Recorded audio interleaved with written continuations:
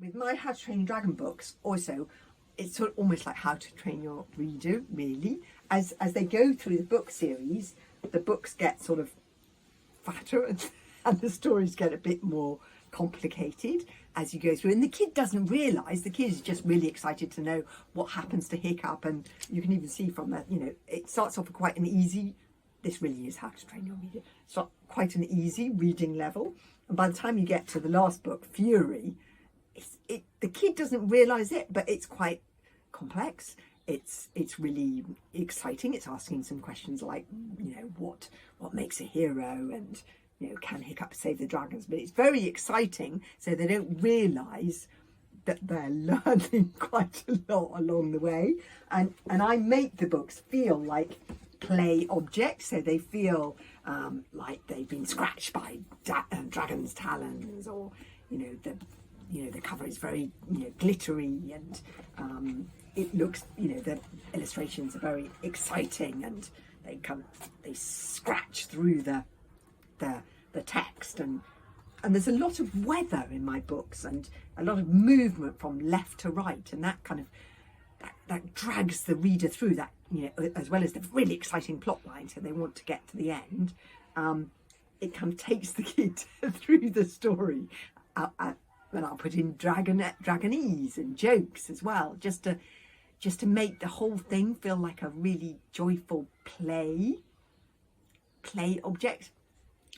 But really, I'm trying to get, the kid, I'm trying to educate the kid, but they don't realise it. You see, it looks like a sweet. Look, glittery, lovely. Hello, children, come and read my lovely sweet.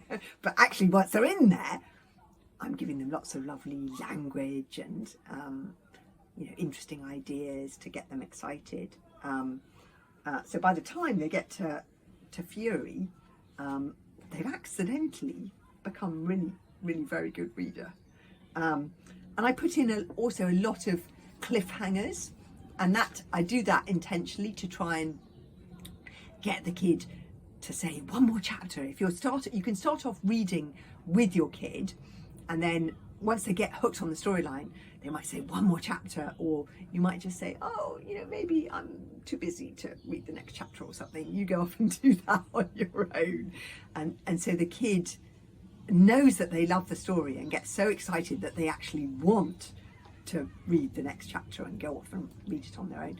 And sometimes the kids come into it by the audio book. So David Tennant reads these books on audio, and the kid again gets very excited by I get lots of young readers who, when they start How to Train Your Dragon, might not think that they can read a book, a larger book like this, but then they get hooked on the storyline read to them by David Tennant or by their teacher or their parent, and then they get so excited about the story that then they start trying to read the book on their own, and when a kid is wanting to do that, that's the real key. When they're wanting to read on their own, it's amazing what they can do when they really want to do it.